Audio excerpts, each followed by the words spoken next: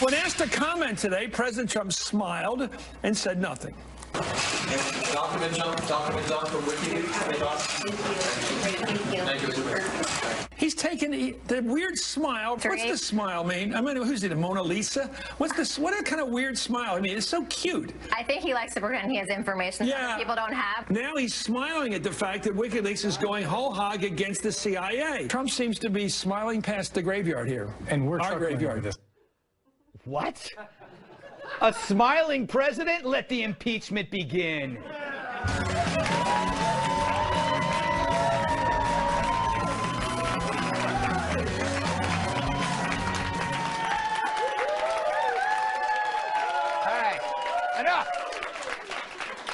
So somebody nominated President Donald Trump for the Nobel Prize. It could be real, it might be bogus, who cares? All I can say is, what took you people so long? Think about all he's accomplished so far. The stock market, it's nuts. Bigger jobs numbers than expected. Illegal crossings are falling. And 7 new planets got discovered. Yeah. I mean, this guy's amazing. It kind of reminds me of a movie. In a world where leaders move slow, one man hit fast forward and changed our lives forever. Nude Man on a Nude Unicorn Looking Awesome Films presents Donald Trump, Paul Ryan, and David Spade as Gus. Executive Action 4, 50 Days of Action. Rated MAG for Making America Great. Warning, scenes of gratuitous employment, border enforcement, and winning. Winning. So, all right, hold your applause. Even better, Donald Trump's forcing sad comedians to lose weight, like Lena Dunham, who told Howard Stern that she stopped eating because of Donald Trump. Somewhere, a Twinkie breathes a sigh of relief. But Trump's also forcing other celebrities to eat more. Barbara Streisand tweets, Donald Trump is making me gain weight. I start the day with liquids. Who doesn't? But after the morning news, I eat pancakes smothered in maple syrup. Yes. Babs is getting fatter off the batter. I imagine her sticky, syrup-soaked fingers typing out those tweets on her phone. Her phone sticks to her hand. It's disgusting and arousing, and it's Trump's fault. But maybe Lena and Babs can join forces. Babs can binge and Lena can purge. But you got to hand it to Donald Trump. He really gets under the skin of people who get under your skin. So what else? What else has he done? Well, first month on the job, he cut illegal crossings in half. How often in life do you cut anything in half? If you're Michael Moore, never. You don't share. You don't split anything, not even a hoagie. Trump also reworked Obamacare and arranged for a summit with 60 countries to talk about ISIS. Plus, there are other things he might have missed. For example, he took time to feed a gremlin. Check this out. It's so adorable. There you go. Oh. And he taught a cat the shell game. You don't know how hard this is, but he was doing this in the morning. There you go. Yes, finally, he skydived without a parachute. He's there. That's him with Dobbs heading down. That's how they get to work. Anyway, so if anyone deserves the prize, it's Trump. He's already done more than Obama, yet Obama won it before he actually became president. That's weird. Fact is, the prize should be awarded not on how much the world loves you, but how much they fear you. So let's give Donald the prize, and while you're at it, put him up on Mount Rushmore right now. Seriously, how are those other guys up there and not Trump? I mean, Lincoln, he kept documents in his hat. It's just not right. And Jefferson, he had a bird named Dick. Lucky it wasn't the reverse. And Washington, I get it. He was our first president. But so what? It's easy being first. There are no predecessors, and that means no comparisons. But when you're the 45th, that's a lot to measure up to. And so far, Trump's not bad. The borders are more secure. Job numbers are up. Fuel pipelines are being built. Failing infrastructure is being addressed. Who knew Putin would be such a good president?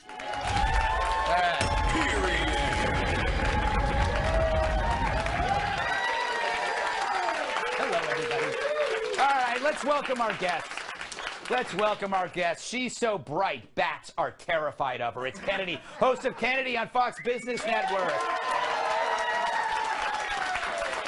He's sharper than a #2 pencil. He's the author of Up in the Air and a columnist at Harper's Magazine, the great Walter Kirn. And she only eats unhappy meals. National Review reporter and Fox News contributor Katherine Timpf.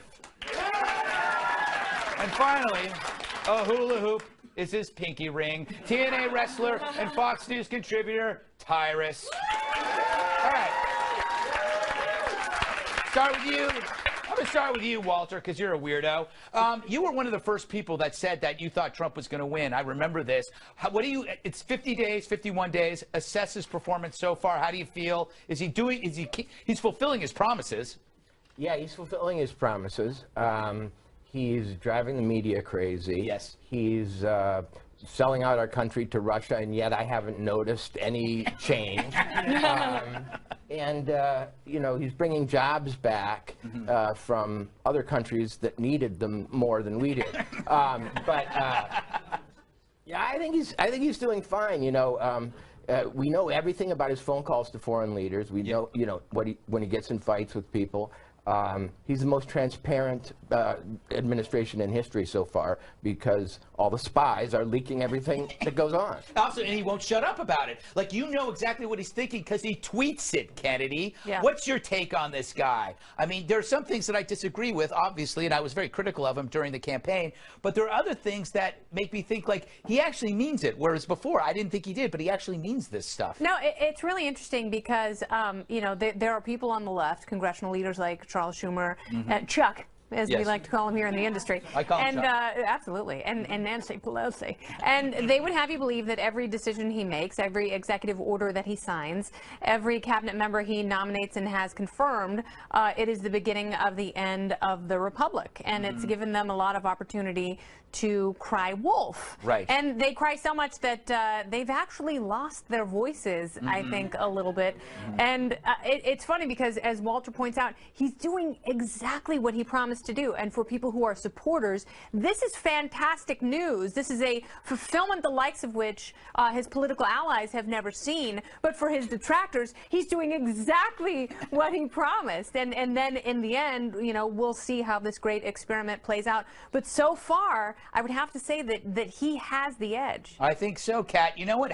This is what happens, when you don't drink. Trump doesn't drink, so you never have a hangover. So you get up in the morning, you get a lot of work done because you're not feeling miserable. You don't want to die every morning. And I don't think he's capable of doing nothing. It's like you couldn't see him lying on a beach or parasailing with Richard Branson. I don't think he's that kind of person. No, he has to do things because, again, you know, I can't imagine what I could accomplish if I didn't drink. And I never will know because I always will. But obviously the idea, for example, of Trump being nominated for the Nobel Peace Prize is absurd, and anyone can nominate someone for that. But you know what's absurder is the fact that Obama actually won one preemptively. At that point, he'd done nothing except for maybe the swag with the peace sign for the O. Yes. So if, like, liking peace signs makes you, you know, get a Nobel Peace Prize, they should just have helicopters just throwing them down at Fish concerts. Give them to everyone. Tyrus, what is your take so far? I mean, he's acting pretty fast. Yesterday on the 5, I called him the FedEx president because he delivers his policies overnight or promises. It's okay. Listen, I'm trying really hard to respect the office. Yeah. And Trump, he is doing some things that he said he was going to do. Yeah. And for that, I commend him.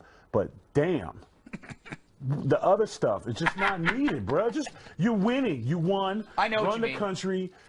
Don't get mad at 6 in the morning. And maybe he should have a damn drink, because he should be like, look, I said that stuff about the wire times. I was hungover. I was faded. We was partying like it was 1990. You know how it is. Cool, bro. I've been there. Yeah. I called a woman once and yelled about not letting me see my kid, and I never even dated her. Like, that's what happens when you drink sometimes. Then I'd be like, cool, you know how Trump is when he gets that, but stop with the extra stuff.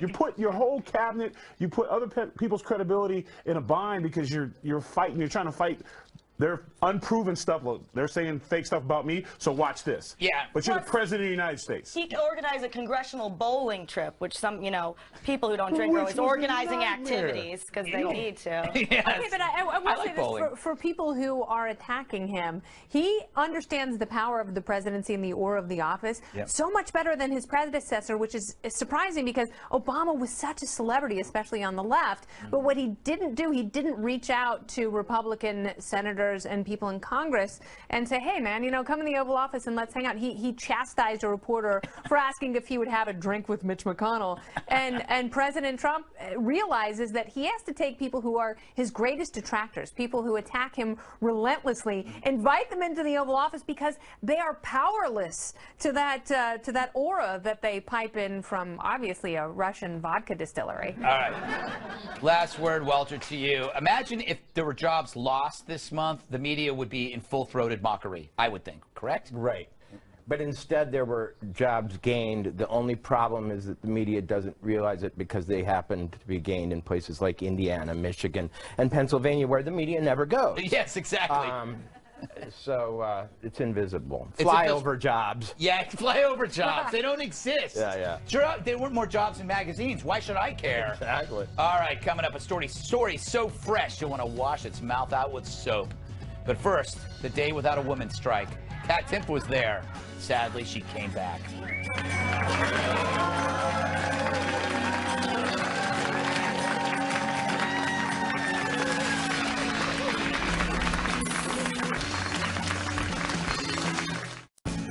This past Wednesday was a day without a woman protest.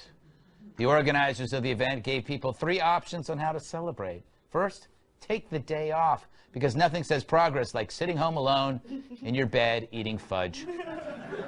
Second, don't shop at businesses owned by men. Translation, support anyone but men. The men, by the way, who make up 95% of liquid waste treatment operators that allow you to flush whatever you flush on your precious day off after you eat all that fudge.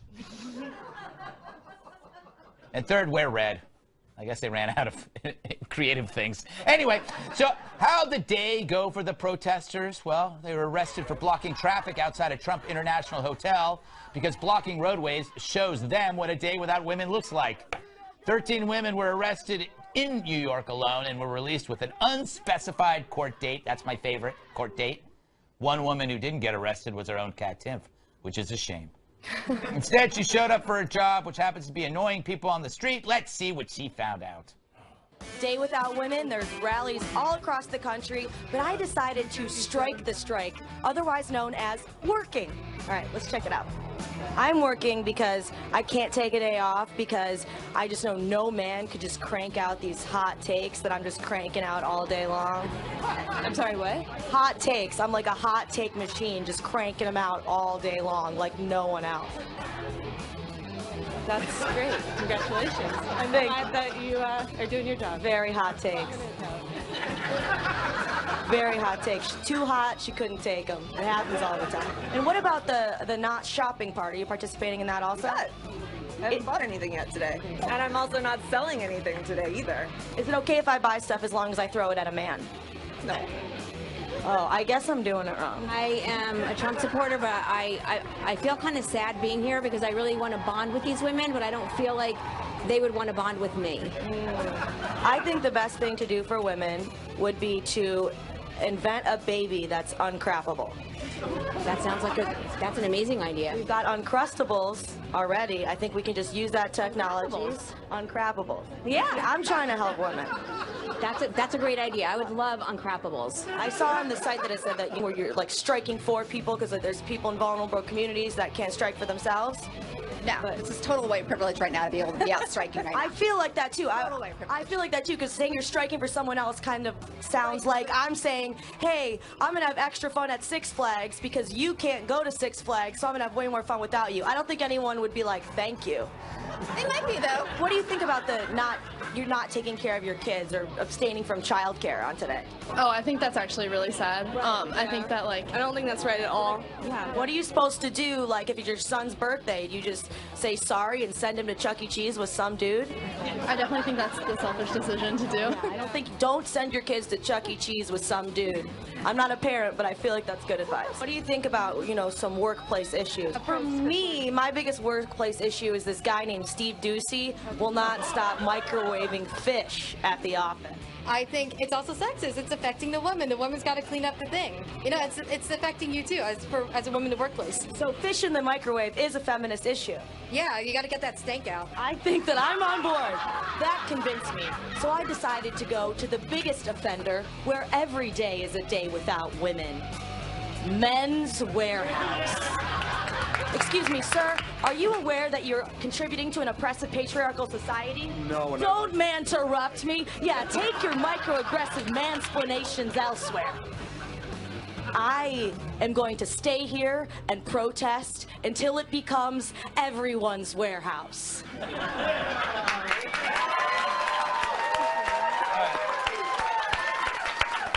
Nice work there. Thank you. Did you make any friends? No. Ah, that's a shame. Because I could see some potential for some bonding that. Yeah, I didn't really, it wasn't really very fun. There was a lot of yelling. And you can yell in your real life. You can yell at work. Yelling isn't really the way to get through to anybody, though. That's kind of what I found out. Yeah. But, I like softly swearing at people. I was suspicious that a lot of them didn't have jobs to begin with. That's true. How can you take off something you don't have, Kennedy? Ask a nudist. Nudists always bring, which I think is fascinating, a towel. Yeah, it is true. And an ointment. What did you make of this whole thing? I love the guy at Men's Warehouse who was just answering a question. She told him to stop interrupting her. Yes. But the march in general, the day off, what do you make of it? I think it's goofy, and it promotes victimization and separatization, and it doesn't honor the right of the individual to complete the tasks that are implicit within them, and the greatness that shines forth from every human being, regardless of gender or sexuality. Nice.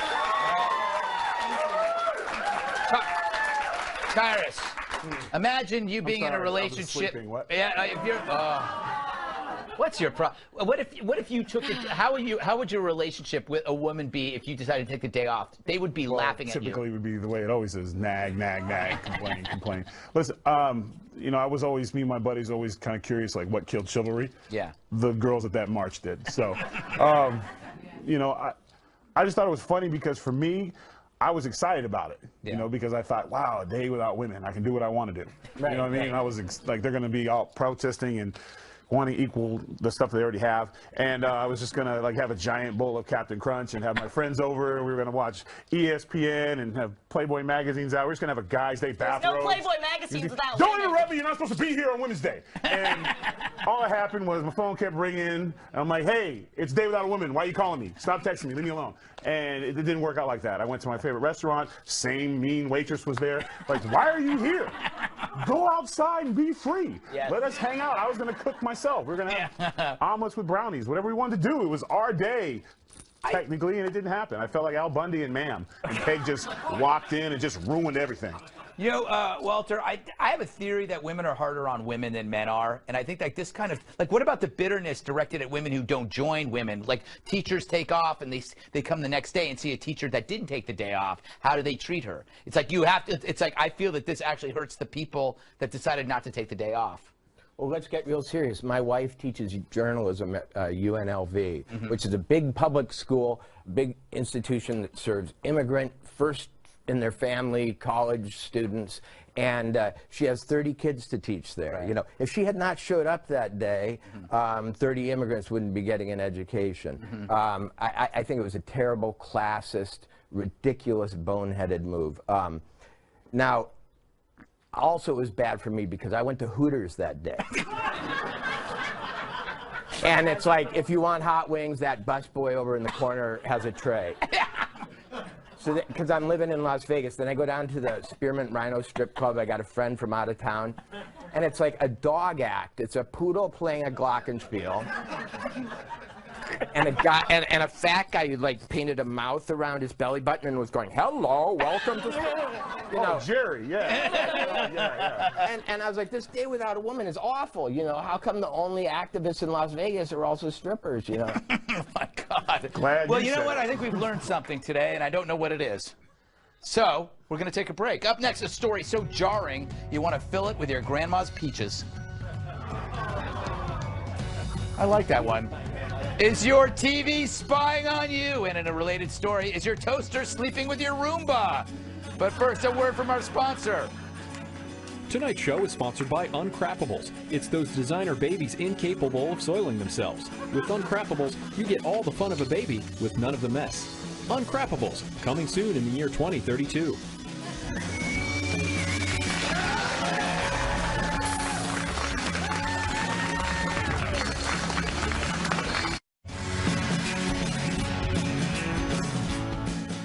Can they see thee when you pee? Through your TV. I speak of our spy agency, the CIA. Yes, according to the very wise and extremely handsome people of WikiLeaks, whom I'd never want to anger or offend in any way, they've released internal CIA files that supposedly contain details on its surveillance capabilities, including the ability to hack into an Android phone or a Samsung smart TV, which made everyone a little nervous. Thank goodness FBI Director James Comey comforted a concerned nation.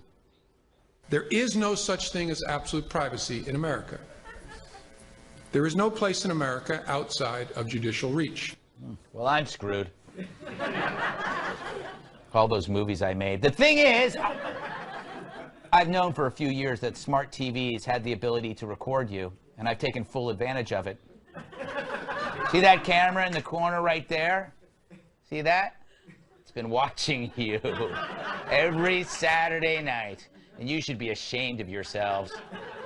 Bob in Cleveland, for God's sake, close your bathrobe. And Carol in Fort Wayne, that's not the right way to use a hairbrush. Listen, better you hear it from me than Big Brother. Everyone, from now on, be on your best behavior. That includes you, Ken from Topeka.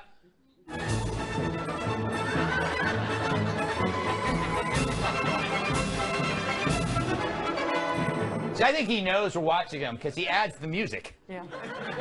You know, I don't know. All right, Kennedy, sooner or later, all of us are going to be exposed. And if somebody doesn't do it to us, we tend to do it ourselves. Shouldn't it be kind of like a privacy mulligan?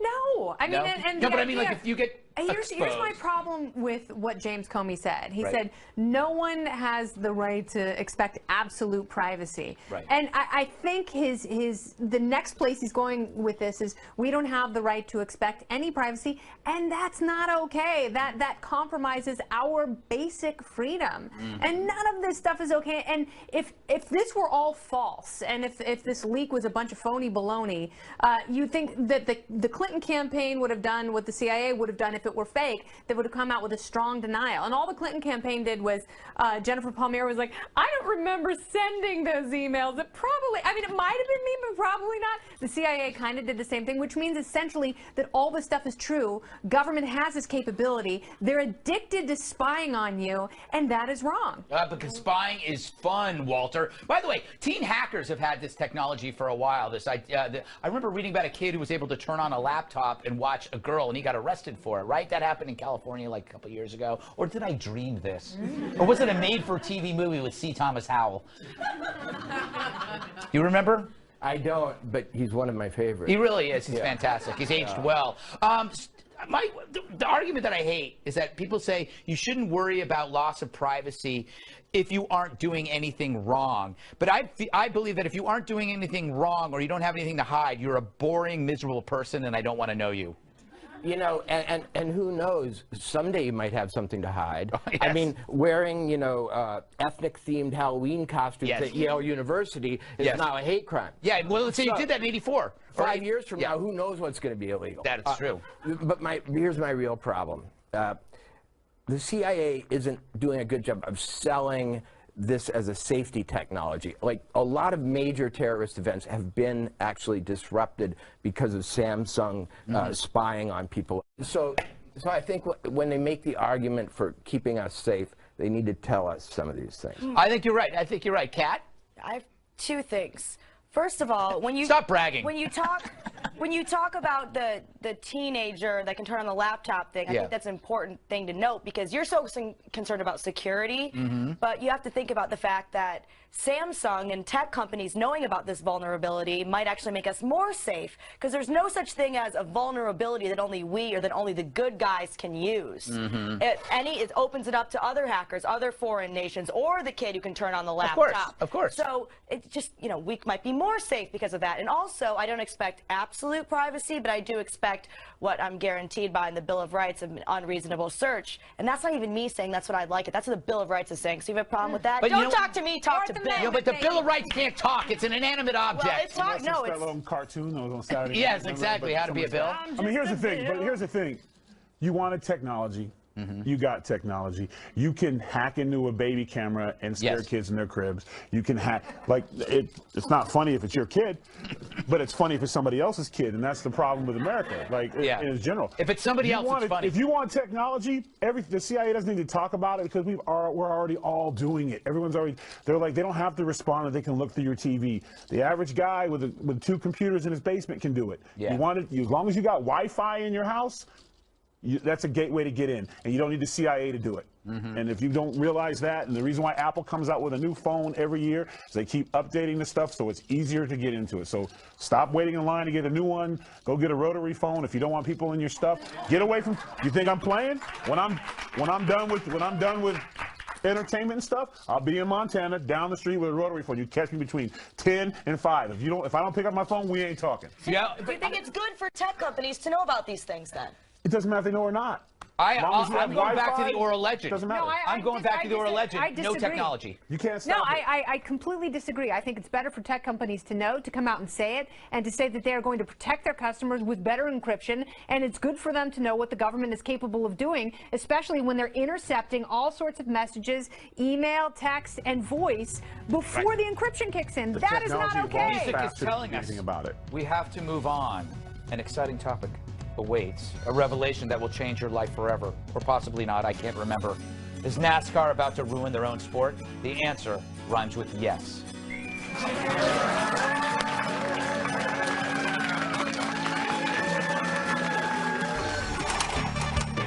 Non-Trump news. And now here's the news that got overshadowed by President Trump.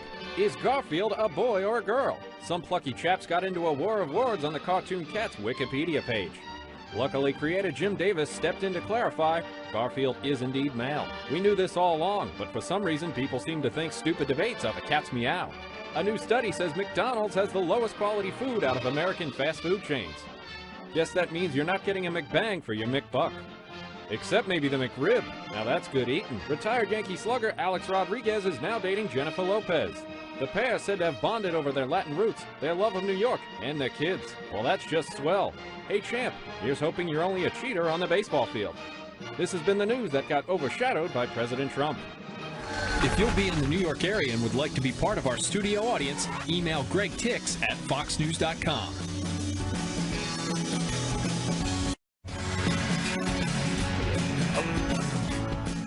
Today, we bring you sad news, the death of masculinity. NASCAR is reportedly considering making cars quieter so that fans can talk to each other in the hopes that it will somehow improve this race day experience. And so we look back at the long, fruitful life of masculinity. Masculinity was born in 200,000 BC when the Neanderthals appear, but it's a dangerous place and food is scarce. It was kill or be killed if you wanted dinner. Language wasn't invented, so brute masculine strength was key to survival. Masculinity was born and civilization begins to thrive. Awesome stuff starts happening around the globe. If you don't believe me, watch me.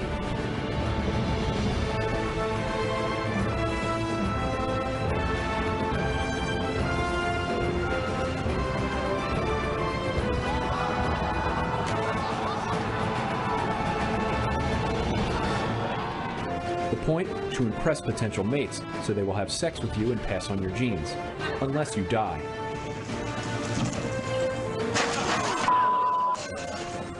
But times were good for masculinity. One small step for man. What do you think?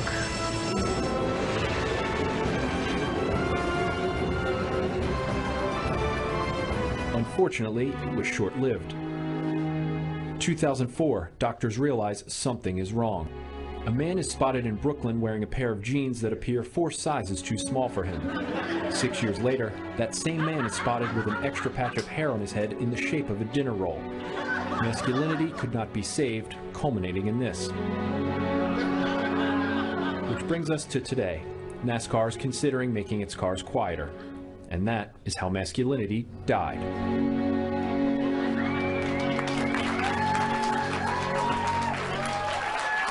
All right. Tyrus is, that was very educational, by the way. Tom O'Connor, well done. Tyrus, is wrestling next? I mean, do you think these guys might Whoa. Stop. What? No. Next question. Yeah. You don't think that maybe people would like wrestlers to hug a little more? And then it wouldn't be wrestling. It'd be Cinema After Dark or something.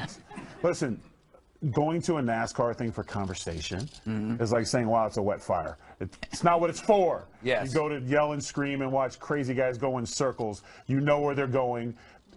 You shouldn't want to see what happens next because they're going to come back. Yes. But you go and you enjoy it. Wrestling, you go to escape and watch guys fight to the death, kinda, and then come back and do it the following week. It's what we do. If you take that away from us, I don't know what I'm going to do. Yeah, but, you're right. It's like going to... Don't take it so seriously. It's like going to a church picnic when you want to get wasted and do body shots off strippers. Yes, there you go. Not at all. There you go. Not at No, all. Why do you do that at a church picnic? I don't think so. I don't go to church. It's like going to Hooters on Day Without a Woman Day. Bam. Yeah. Thank you.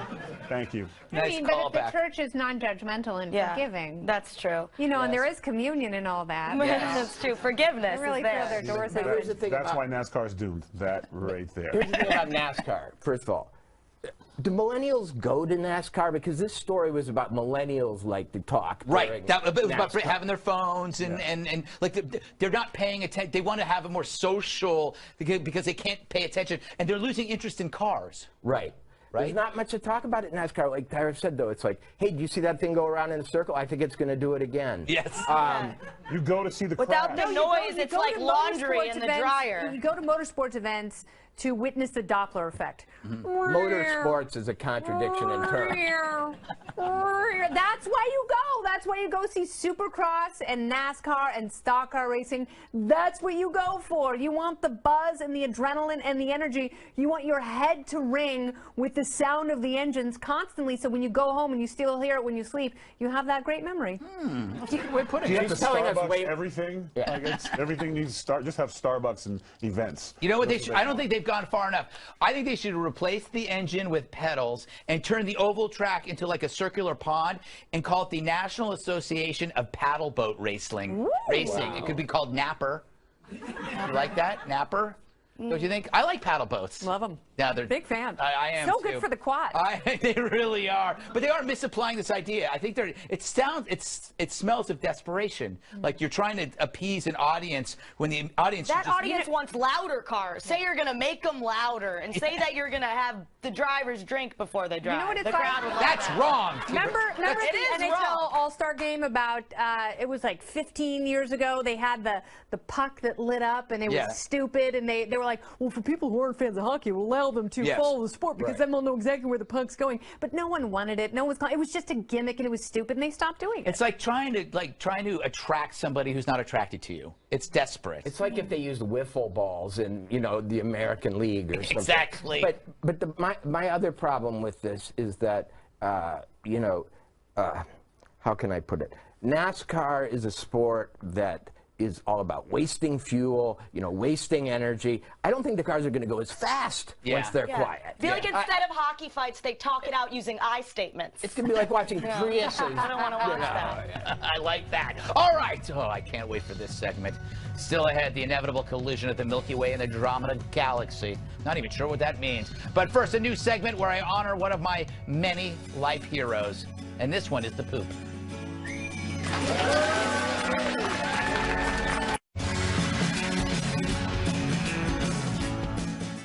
You know what the world needs more of?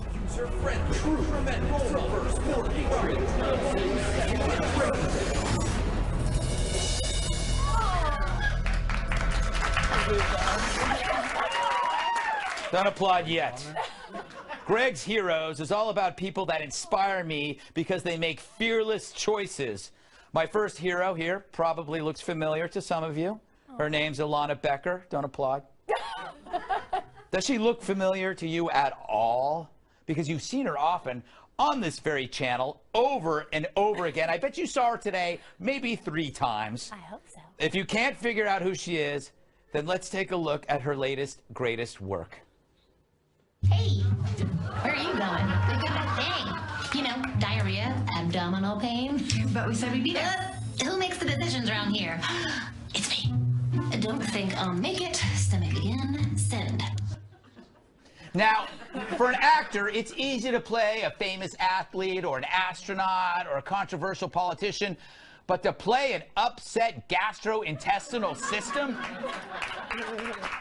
it takes guts to play guts.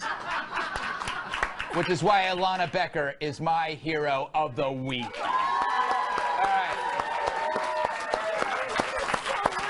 All right. I'm mildly obsessed with you because I see the commercial.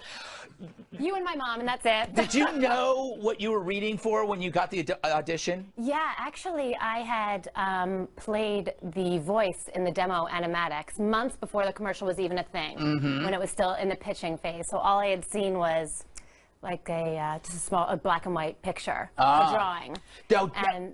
I'm sorry, go ahead. No. This is your show. So, all right. yeah. And I'm glad Cut me off, please. Get the hook. I'm glad you recognize that because some people don't.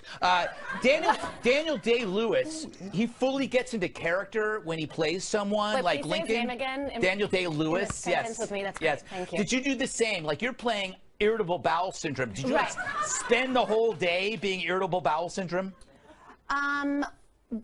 Well, as someone who has suffered from some stomach issues myself, Me too. I really wanted to make sure that the condition, where I didn't make fun of it. Of course. You know, so it came from a place that was... it came from a good place. Came from a good place. Yes. An honest place. It always does. It always comes from a good place. Yeah. Who are you? Who, me? Why? He's so polite. I'm and so endearing. happy. He makes eye contact when he speaks. You're horrible to us. No. Why can't you treat us like You know what you are? diarrhea? You're like the bratty kids because I have a neighbor kid. No, we're like the step kids that you forget to bring in the house. You have a new family. I get it. Yeah. Wow. He loves you, apparently. That's what love looks like. I find it Great. interesting. I love you guys He'll too. beat us for touching you. Don't do it. I find it's amazing. Listen, blondes have to stick together. You are hijacking this segment. What? It's amazing that your name is Ilana. Oh, stop it. Yes, it is. Oh, I liked the first pun, the guts to play guts. Yeah, that was pretty good. Now they have you wearing a wig there. Was that your choice so that people don't recognize you, or No, is I it? think they wanted to make the character a little bit more character-y. It's very Kathy Griffin. Everyone keeps saying that. It was not. That was completely unintentional. But she has been incredibly supportive, and I'm a huge fan. Yeah, she's a wonderful person. Has this opened? Has she opened the door for other work in playing, I guess, other bodily issues? I will say that my heart and my colon belong to Irritable. Oh, that's nice. That's your first love. Actually, it really is. sad but true. Yeah, I mean, for playing IBS in that commercial, you really dive into it. I mean, it's like you have a good time. I think, honestly, she represents everything I love about comedy. Yes. You know, you commit fully and you inhabit a role, and to me, it's like the ultimate freedom. You have a costume. You explore how someone walks through the world and upsets people. Well-meaning. Yes. But irritating. And I did want to tell you something. Yes. So what the audience might not know is that Greg sent me some of his books, and I read them, and I love them. And I haven't written a book yet, but I did. I hope this is a good placeholder. It's a first edition. Don't read the binding. It's a first edition. It was hard to find. Oh, really? But I thought it might. I'm excited by this. It would kind of level the playing field. I don't know if you could see this, but it's a first edition copy of Everyone Poops. Everyone Poops. There you go. Not affiliated with my brand at all. I won't tell any jokes. I'll just keep giving books. This is fantastic. It is true, though. Everybody does poop. So it's like a great equalizer, right? It is. Everybody. All right, on that note, thank you, Ilana. Thanks for coming and putting up with me. Final thoughts next. Stick around. But first, let's see what the home audience is up to. Here's Phil in Boulder on our spy cam.